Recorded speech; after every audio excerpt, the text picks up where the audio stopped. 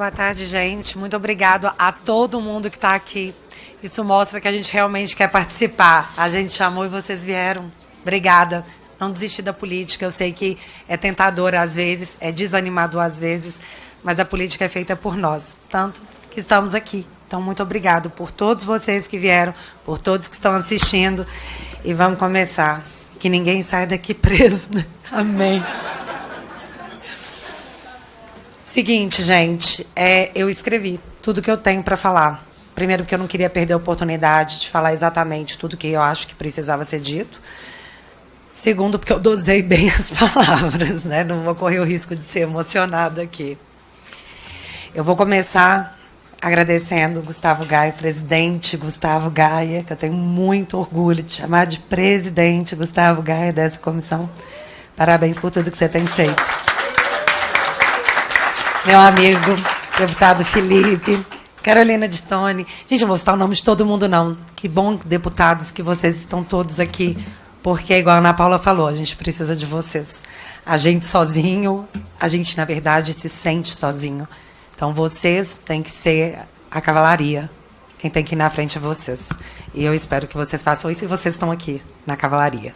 Obrigada pela presença. Eu vou começar essa manifestação dizendo que eu estou com medo. E não é brincadeira, não. Realmente, eu estou com medo de falar qualquer coisa. Sim, Alexandre de Moraes, eu tenho medo de você. Você conseguiu. E isso é assustador. E eu nem estou brincando. Eu queria estar brincando, mas eu não estou. Porque o risco de você ser penalizado pelo que você diz e ser interpretado de uma forma diferente do que você realmente quis dizer é real. As pessoas caem em inquéritos, as pessoas são processadas, as pessoas são presas. Então, eu estou com medo. Mas se a gente fosse depender de pessoas com medo, o Brasil ainda seria colônia. Então, o mínimo que a gente pode ter aqui é coragem. Vamos lá, então. Por favor, slide 1. Eu quero fazer aqui uma cronologia da censura, porque não começou ontem. É muito importante que todos nós saibamos exatamente como aconteceu, por que aconteceu, e quem está pagando por isso. Vamos lá, gente.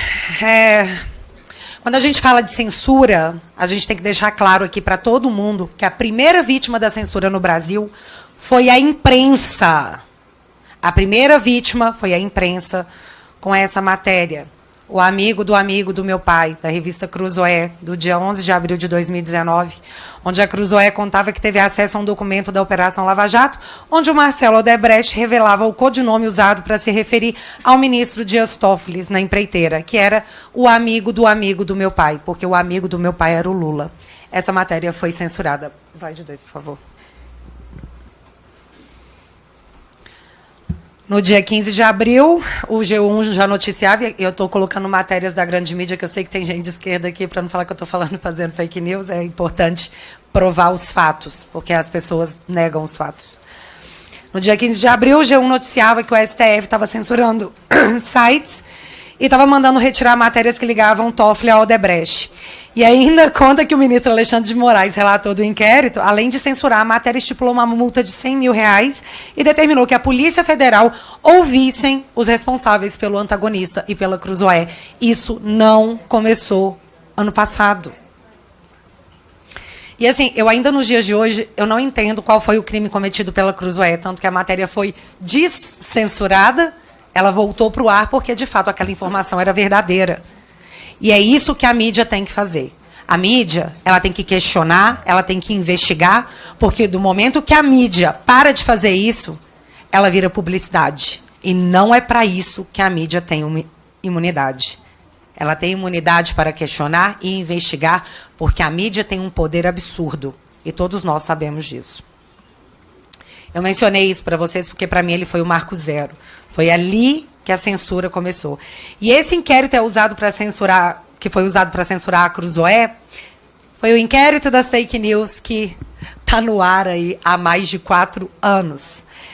E dentro desse inquérito está o que no Brasil nós chamamos de pessoas de direita, conservadores, mas que agora até jornalistas chamam de fascistas, onde o conteúdo não é divulgado sequer para quem é investigado. Você pode sofrer busca e apreensão, ser interrogado pela Polícia Federal, ser acusado por toda a mídia de um crime ao qual você não faz a menor ideia do que é acusado e ninguém te fala o fato específico. Ninguém se dá ao trabalho de contar para quem é acusado e investigado o que foi que aconteceu. Ninguém sabe, mas o assassinato de reputação é intenso. Eu, durante um tempo, fui chamada de blogueira bolsonarista, dá até saudade, porque agora eu sou a investigada por disseminar fake news, acusada de espalhar fake news. Quais fake news? Nem eles sabem. Você pode colocar para mim o próximo slide, por favor? A prova apresentada até hoje, que nós fazemos parte de uma organização criminosa, é essa coisa ridícula aqui. É ridículo. Isso está como prova. E o que é isso? Pela lógica da investigação, eles se seguem no Twitter, eles pensam igual, eles se compartilham uns aos outros. Então, obviamente, se trata de uma organização criminosa que faz disseminação de fake news. Quais, nós não sabemos, mas a gente faz de forma coordenada porque a gente se segue no Twitter. Isso aqui é uma prova que não foi contestada. Os juristas desse país acharam que foi uma prova ok. Tudo bem, pode ser prova. Isso foi considerado uma prova. Eu achei que as redes sociais serviam para a gente poder identificar pessoas que a gente acha que parece com a gente. Que a gente curte, não tudo, algumas coisas. E essas coisas a gente compartilha. E aí você pensa, nossa, que pessoa legal, vou seguir ela. Eu achei que era isso. Mas aparentemente não. É só coisas criminosas mesmo. E assim nasceu o inquérito das fake news, que nasceu para investigar a Cruzoé.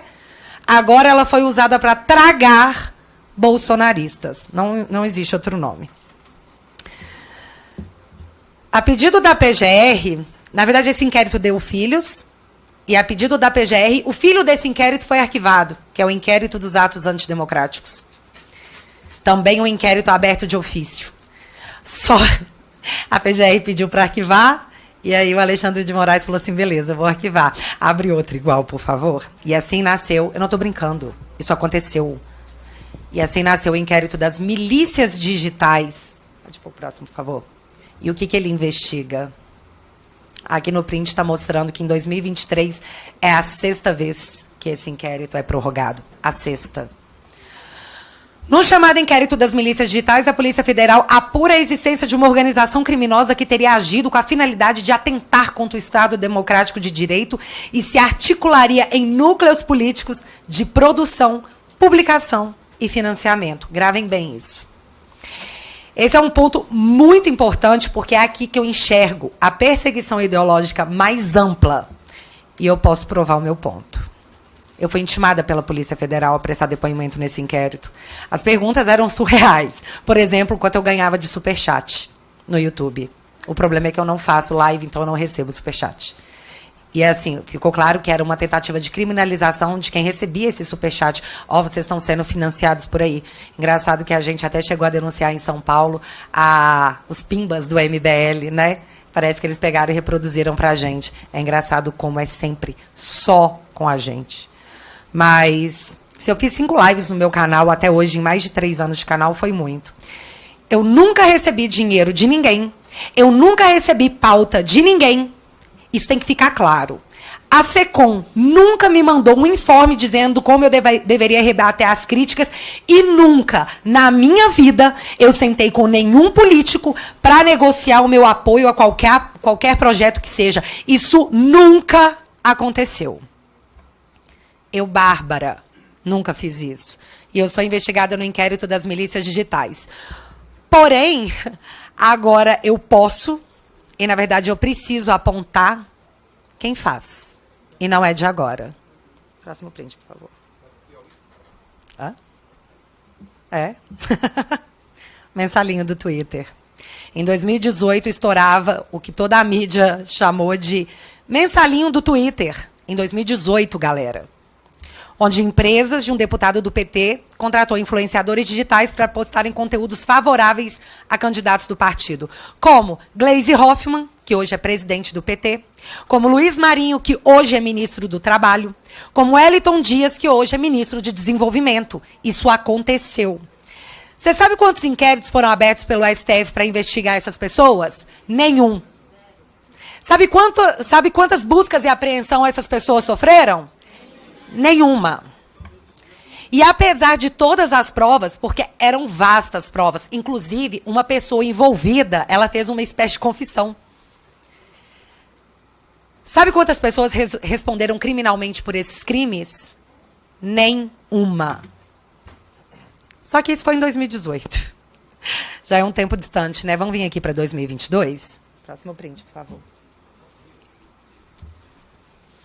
Milícia digital do PT ganha espaço no futuro governo e estreia muito mal. Essa matéria é de novembro do ano passado, para a gente não falar que é muito antiga.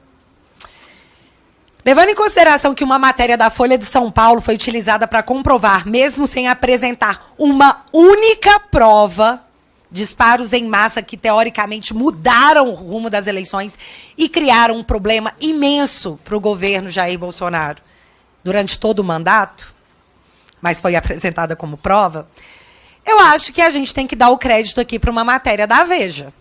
Porque, diferente do que eles fazem com a gente, aqui tem prova. E aqui, deixa eu ver aqui, desculpa, gente. Matérias jornalísticas foram usadas para poder embasar decisões judiciais. Quem não lembra aí do Metrópolis e os empresários que tiveram a conversa vazada, uma conversa privada vazada, e empresários sofreram busca e apreensão, tiveram bloqueio de bens e foram banidos das redes sociais. E fique claro, um desses empresários ousou postar um emoji. Ele não falou nada. Ele postou um emoji. A justiça desse país considerou como prova, pegou esse material e promoveu esse avanço inacreditável em cima de empresários, onde tudo não passava de uma conversa privada de WhatsApp. Pois bem, aqui a matéria nos mostra de maneira objetiva alguns exemplos de como age a milícia digital do PT sem nenhum tipo de obstáculo jurídico. Próximo print, por favor. Esse é o deputado Janones. Aqui ele está contando que a SECOM enfiou 13 milhões de reais, período eleitoral, tá, galera? Enfiou 13 milhões de reais o dinheiro do povo para Paraná Pesquisas. Essa notícia é falsa. A própria matéria coloca embaixo. Irresponsável. A denúncia é infundada de que o Planalto gastou 13 milhões com o instituto que trabalha para o PL. Isso foi em período eleitoral. Nada foi feito. Judicialmente, nada foi feito. Tanto que não para, né? Está aí até hoje. Mas eu preciso abrir aspas para a matéria, porque eu não tenho coragem de colocar em palavras minhas. Porque eu posso ser acusada de fake news. Então, eu vou colocar nas palavras da Veja. A milícia digital petista atuou desde o início com método e organização. Muitas das fake news varreram as redes sociais com ataques ao candidato do PL, foram produzidas por uma equipe de jovens militantes sob a coordenação de Janones. A matéria-prima, além dos acontecimentos políticos do dia a dia, foi colhida em fóruns na chamada Dark Web, ambiente da internet onde é possível comprar e vender informações sigilosas e discutir assuntos, inclusive ilegais, sem deixar rastros. O passo seguinte da estratégia era mais simples. As estações eram transmitidas a grupos de transmissão, do qual faziam parte jornalistas acomodados ao PT, políticos famosos e influenciadores digitais, como Felipe Neto e Nath Finanças. Próximo print, por favor. Aqui, essa mocinha, eu vou abrir aspas de novo para o que ela fez. Era tudo encenação. A falsa eleitora de Jair Bolsonaro é, na verdade, a streamer Marina Mamed, de 32 anos, uma das parceiras de Janones na empreiteira eleitoral. Ela criou um perfil falso nas redes sociais para se apresentar como apoiadora do ex-capitão. Fecha aspas. E o que nós temos aqui? Eu preciso deixar isso bem claro. Organização, produção, disparo em massa, criação de perfis falsos, disseminação de fake news em pleno período eleitoral. Mas isso não é tudo que eles nos acusam de fazer? Só que isso foi uma denúncia da Veja. E eu não vi ainda a Veja ser usada para embasar nenhum tipo de medida judicial. Mas a Folha já. A Folha já foi usada. Então vamos ver a matéria da Folha. Próximo print, por favor. De um passado super distante, conhecido como anteontem. Grupo de influenciadores pró-Lula repete tática bolsonarista nas redes. A matéria diz que, além de defenderem o governo nas redes, eles usam uma tática de contra-ataque que, em momentos de desgaste, eles pegam, então, um momento de desgaste e usam a tática. Usando mentiras contra a família do antecessor Jair Bolsonaro para poder desviar o foco. E, sim, eles dão exemplos. Olha só, tem materialidade. Um exemplo desses é um homem chamado Rony Telles, influenciador de esquerda, que pegou uma fala da Michelle Bolsonaro dizendo que os móveis que ela retirou eram seus, da sua casa. E postou dizendo que a Michelle falou assim, gente, os móveis que eu tirei do Alvorada eram meus, eram da minha casa. Foi o que ela falou. E olha como ele reproduziu no Twitter. Abre aspas. Michelle diz que móveis projetados por Oscar e Ana Niemeyer tirados do Alvorada eram seus e criticam Lula. E aí, quando ele foi questionado pela Folha de São Paulo, que foi atrás para perguntar, ele respondeu que era só uma brincadeirinha, que o Twitter era um lugar para coisas mais ácidas, mais sátiras. Era brincadeirinha. Eu não estou brincando.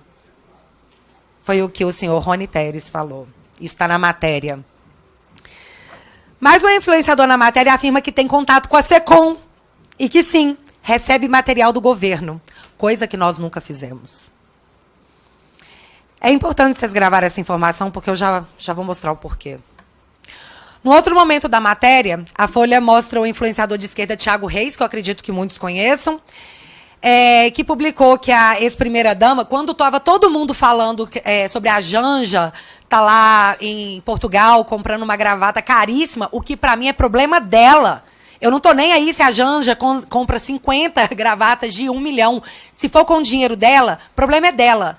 O que eu achei ruim é que não bate muito com o discurso do esposo dela, o atual presidente da República, que diz que a classe média ostenta um padrão acima do necessário e que não precisa de ter 2 televisões. E aí você vai lá e compra uma gravata caríssima numa empresa de luxo. Para mim, é incoerente.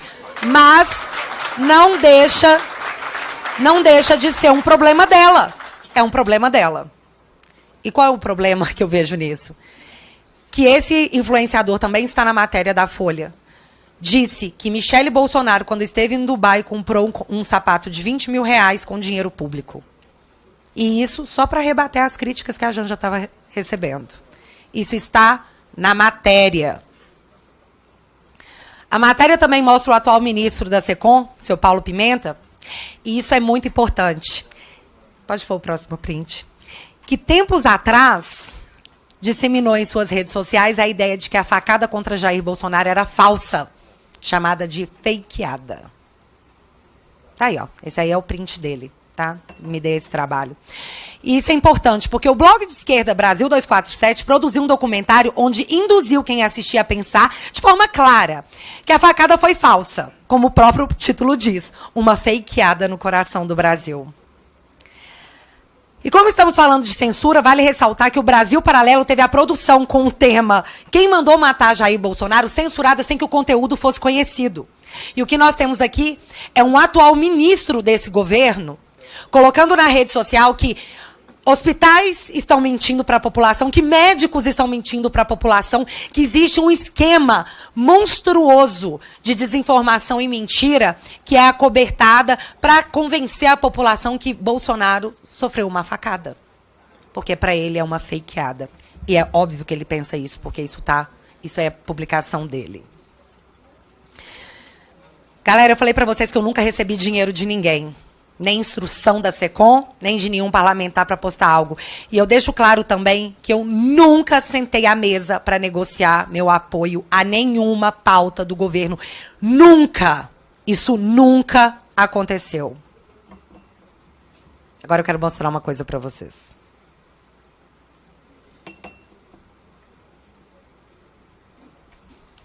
Vamos prestar atenção, por favor, porque é muito importante.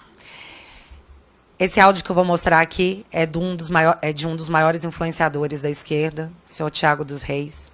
Ele não foi vazado, não, tá? Ninguém filmou ele escondido. Foi um desabafo que ele mesmo fez no YouTube. Obrigada, seu Thiago.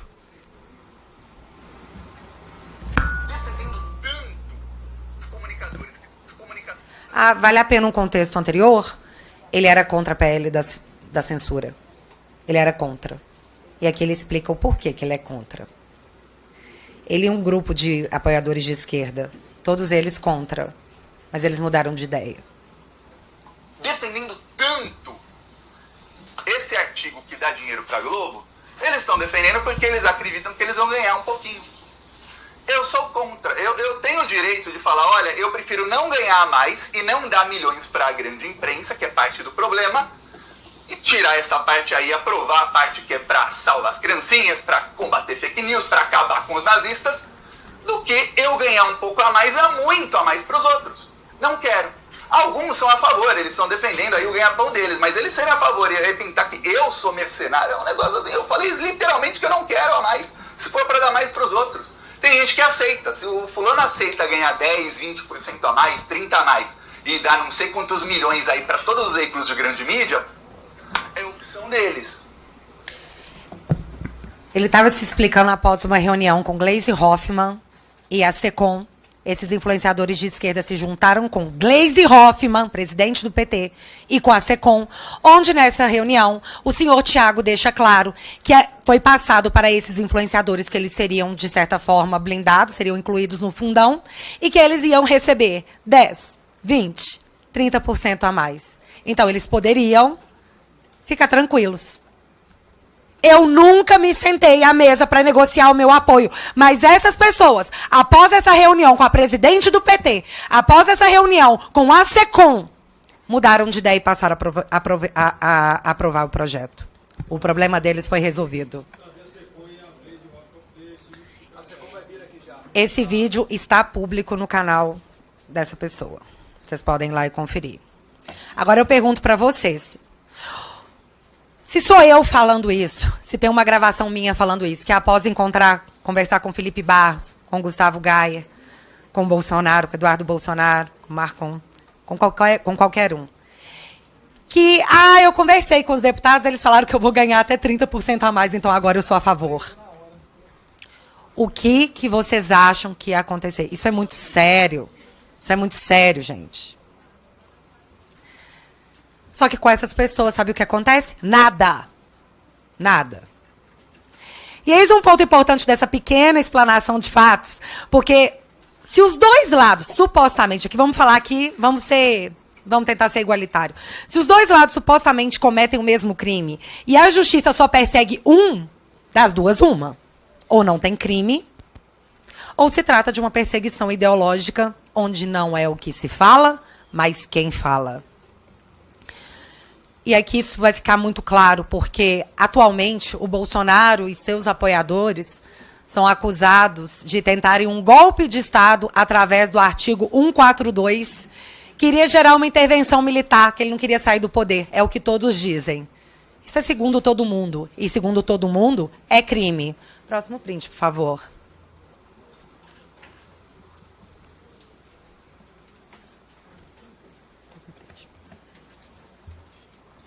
Não, é o anterior. Isso.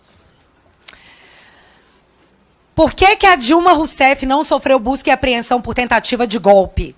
Porque ela tentou aplicar o artigo 142 quando viu que ia sofrer o impeachment. Por que ela não é chamada de golpista? Porque não existe um inquérito para apurar a tentativa de golpe que Dilma Rousseff tentou dar ao tentar aplicar uma intervenção militar no Brasil, instituindo estado de sítio, quando ela viu que sofreria o impeachment.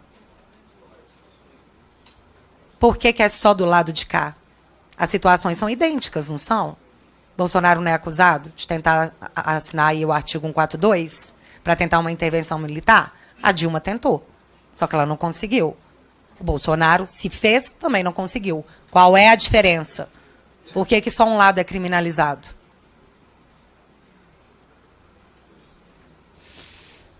Falando em lei, somente em abril de 2023 eu fui tomar conhecimento do porquê eu fui jogada em um inquérito do TSE em 2021. E eu tive toda a minha remuneração retida pelo Estado com a alegação de se investigar o meu crime. Como o sigilo caiu, eu posso mostrar para vocês agora do que eu sou acusada quase 2 anos depois. Tem 2 anos que eu sou punida sem jamais ter sido julgada. Pode pôr o próximo print, por favor.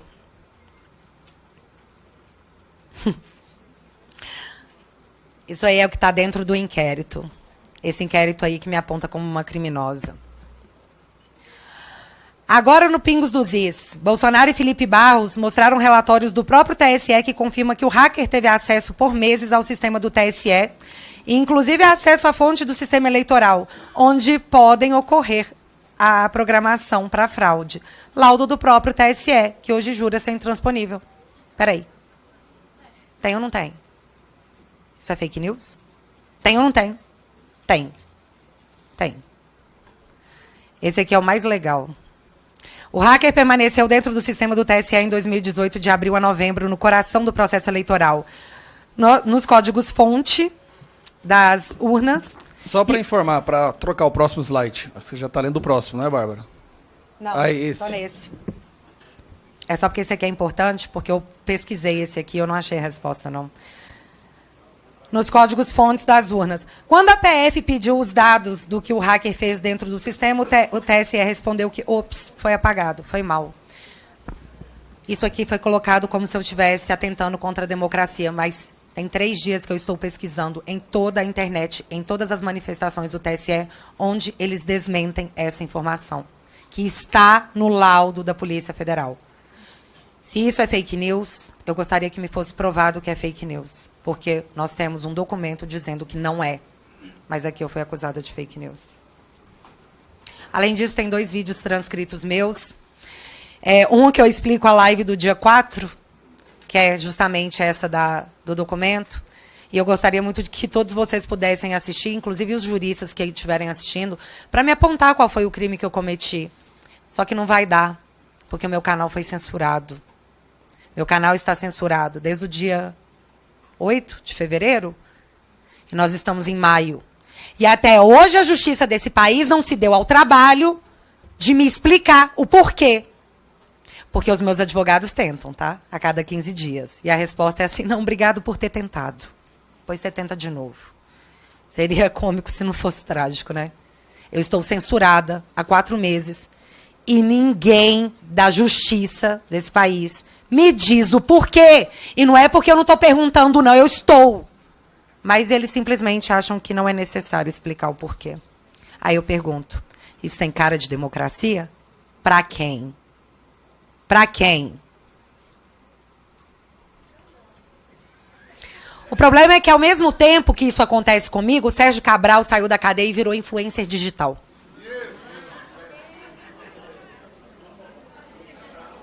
O cara pegou 400 anos de cadeia por corrupção e teve todas as suas sentenças anuladas e hoje ele é influenciador digital. Ele fez um videozinho gravando super feliz que ele tem 20 mil seguidores. 20 mil pessoas estão batendo palma para esse influenciador. E aí eles me juraram que todas as perseguições que estamos sofrendo são em nome da democracia. Todo mundo calmo, eu estou fazendo isso em nome da democracia. Uma democracia não permitiria o que aconteceu com o Telegram. Nunca. E quem se manifestou contra o PL 2630, que é tão errático, tão problemático, até a Folha se manifestou? Pode pôr o próximo print, por favor. O negócio é tão errado que até a Folha teve que aparecer para dizer que, opa, esse PL aí dá margem para criar quase um soviete, né? Ela não colocou isso, mas é exatamente isso. E isso é apenas um aspecto muito pequeno do quão problemático é esse PL. Tá? Não é para proteger as crianças. Não é para tornar a internet um ambiente mais seguro. Porque se fosse, por que a remuneração da mídia ia estar inserida nesse projeto? O que isso tem a ver com proteção das crianças? E aqui eu vou agradecer demais o senhor Tiago dos Reis de novo, porque é mais um áudio que eu tirei do canal dele. Prestem atenção. Por que a mídia está inserida nesse projeto? CNN vai estar lá, a Menor vai estar lá comendo caviar. Aí vai ter o pessoal dessa mídia que está falindo, que também me atacaram muito. Eles vão estar lá comendo filé mignon e nós estaremos no chão. O que cair de migalha a gente pega. Eu não quero. Eu prefiro que não tenha jantar nenhum. Vamos focar em combater fake news. Não dá? Eu falei com deputados, falaram, mas tinha que ter isso para passar o projeto de lei. Eu falei, tinha que ter isso para passar o projeto de lei. O Thiago se manifesta, diz, poxa, tira isso. Para que você quer um PL da Globo? Eles chamam de PL da Globo. E ele fala assim, pô, não dá para tirar, porque sem isso o projeto não passa. Ah, não, mas aí a pergunta é muito mais interessante do que essa. Por que não passaria? Por que não passaria se tirasse? Não é para proteger as crianças? Não é para tornar a internet um ambiente mais seguro? Aqui, os deputados de esquerda disseram para essa pessoa que se tirar a remuneração da mídia, o projeto não passa. Isso significa que a mídia só está apoiando esse projeto porque ela será bem remunerada por isso? Isso significa que não se trata de proteção às crianças, não se trata de ambiente seguro e sim de controle? E a mídia está apoiando isso porque ela vai levar uma bolada muito grande? Isso tem cara de democracia para algum dos senhores, das senhoras? Mas eles estão falando que é tudo em nome da democracia. O Durov, que é o criador do Telegram, para quem não sabe, ele criou o Telegram para fugir de ditaduras. Ele criou isso para criar um ambiente seguro para as pessoas se expressarem na Rússia. O Durov, o dono do Telegram, ele é perseguido pelo Putin. Você acha que ele está olhando para a gente como? O Durov, você acha que eles estão preocupados com o Brasil? De falar assim, oh, meu Deus, tem um ditador lá. Ele lida com o Putin, galera. O que ele vai fazer é não fazer. Se aqui não pode ter uma democracia e o meu trabalho foi para se gerar um refúgio para ditaduras, estou fora. E não é só o Telegram que vai sair. Vai vendo. Eu quero ver o que vai ser um dia de Brasil quando a gente acordar e o Google estiver fora do ar. Aí a gente vai ver o que é mais importante. É o Brasil funcionar ou se é um ambiente democrático que a justiça quer impor. Ou a mídia, né? Vale ressaltar que esse PL 2630 no Senado tem a relatoria do senhor Ângelo Coronel, que foi até a Rússia pegar as melhores práticas de como se combater fake news. Na Rússia. Próximo cliente, por favor. Nós estamos assistindo aqui, esse é eu vi até que o filho do Noblar, estava aqui, Guga Noblar, né? Já foi? Essa matéria é do pai dele, o senhor Noblar, onde ele está dizendo, ele está deixando de forma bem clara, que o Anderson Torres e o Cid vão ficar presos até cantarem. Ou seja, até fazer uma delação. E que como eles estão com cara de que não vão fazer delação, eles vão ficar presos muito tempo. Pode ir para o próximo. O problema é que a gente tem uma matéria aqui do Poder 360, onde o ministro da Suprema Corte, Gilmar Mendes, diz que quem pratica a prisão para forçar uma delação está praticando tortura. Quem falou isso foi o Gilmar Mendes. E nós temos a mídia escancarando para todo mundo que Anderson Torres e Cid ficaram presos até fazerem uma delação. Pergunto, a justiça desse Brasil está cometendo tortura? Segundo o Gilmar Mendes, está.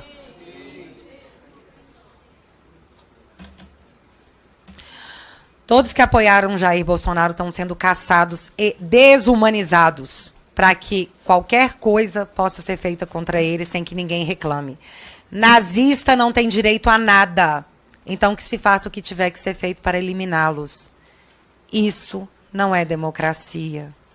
A minha geração cresceu ouvindo que a geração anterior combateu a ditadura de 64, que lutou pelas liberdades, que lutou para que a gente fosse um país livre. E aí chega a minha geração, chega a vez da minha geração, e ela aplaude a censura em nome de uma perseguição ideológica. E isso não é democracia. Não é. Veículos de mídia foram fechados, canais de opinião foram censurados, o meu canal foi censurado, centenas de pessoas perderam seus perfis na internet porque seu direito de opinião fosse retirado sem julgamento. Assassinato digital. No momento em que eles querem preservar os direitos digitais. O que aconteceu com Cala a Boca Já Morreu? Para proteger pessoas que faziam críticas políticas. E hoje nós temos um movimento de censura que preserva um dos lados. Isso não é democracia. A esquerda disse que era mentira que a internet seria regulada, censurada. Nós fomos censurados porque nós dissemos isso. Vocês lembram? Tem inquérito sobre isso. Inclusive, eu estou em todos eles. Print 17, por favor. Na última vez que eu tive nesse congresso, eu pedi para as pessoas, eu pedi para os nossos parlamentares que eu tivesse o mesmo direito que um corrupto condenado e que um traficante tiveram. E agora eu volto aqui, eu volto a esse congresso para dizer para vocês que o corrupto, um dos corruptos condenados, virou influenciador digital, que o traficante teve o seu helicóptero devolvido porque as suas penas foram, as provas colhidas contra eles foram anuladas pela justiça desse país. Esse helicóptero era usado para poder transportar órgãos, para quem não sabia. Em clima de derrota, a polícia devolveu o helicóptero do narcotraficante André do Rap. Então, a conclusão que eu chego nesse meu segundo retorno a essa Casa do Povo é para deixar claro que, de fato, corruptos e traficantes têm mais direito nesse país. Nada é pior do que ser de direita, conservador, ou ter cometido o pior dos crimes, que foi apoiar o presidente Jair Bolsonaro. Nós temos que ser eliminados.